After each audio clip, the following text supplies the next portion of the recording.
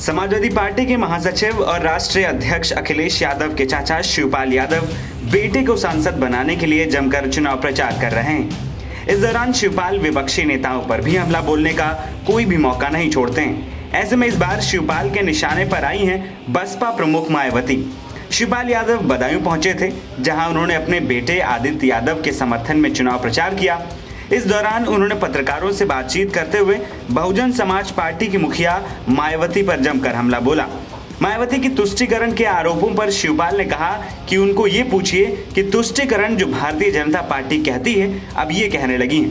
उन्होंने ये भी आरोप लगाया कि यहाँ जितने भी टिकट दिए गए हैं वो भाजपा के कहने पे दिए गए हैं। शिवपाल यादव ने बसपा सुप्रीमो मायावती पर बीजेपी के इशारे पर टिकट बांटने का आरोप तो लगाया है। साथ ही शिवपाल ने कहा कि बसपा का वोट बैंक खिसक रहा है और समाजवादी पार्टी को सभी वर्गों का समर्थन मिल रहा है।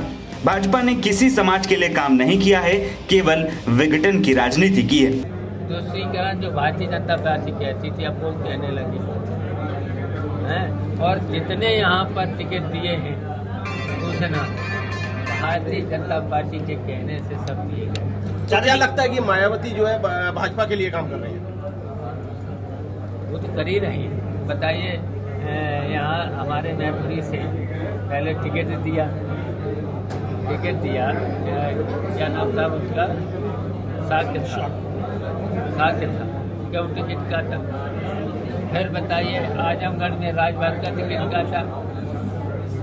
फिर यहाँ से देखिए, यहाँ से भी बहुत से थे, रचित गुप्ता भी थे, सब थे, उनकी पार्टी के थे, उनको न दे करके यहाँ भी 85 बदला।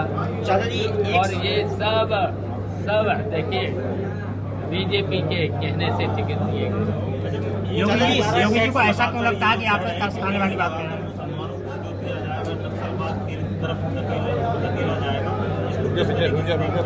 भाजपा के लोग लगातार इस बात को, ये भारतीय जनता पार्टी अब आएगी नहीं, अब यहाँ से चली जाएगी। अब नीतियाँ चलेंगी समाजवादी पार्टी और इंडिया गठबंधन। चल जी, एक सवाल और था मेरा आपसे।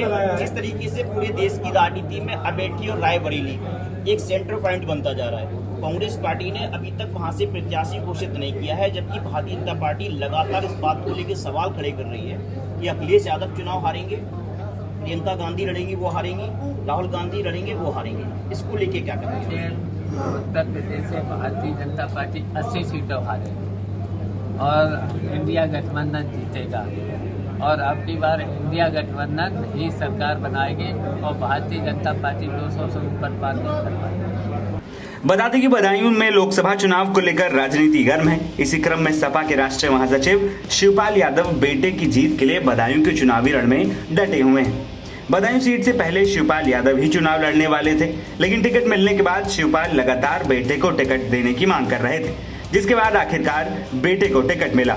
चूंकि उनका बेटा आदित्य यादव पहली बार बदायूं लोकसभा का चुनाव लड़ रहा है, ऐसे में शिवपाल को बेटे आदित्य के राजनीतिक भविष्य की शायद चिंता है। इसीलिए वो मतदाताओं से सपा के पक्ष में घर घर जाकर वोट करने की अपील कर रहे हैं। वहीं आपको बता दें कि बदायूं लोकसभा सीट पर 7 मई को मतदान होना है। NBT ऑनलाइन की रिपोर्ट।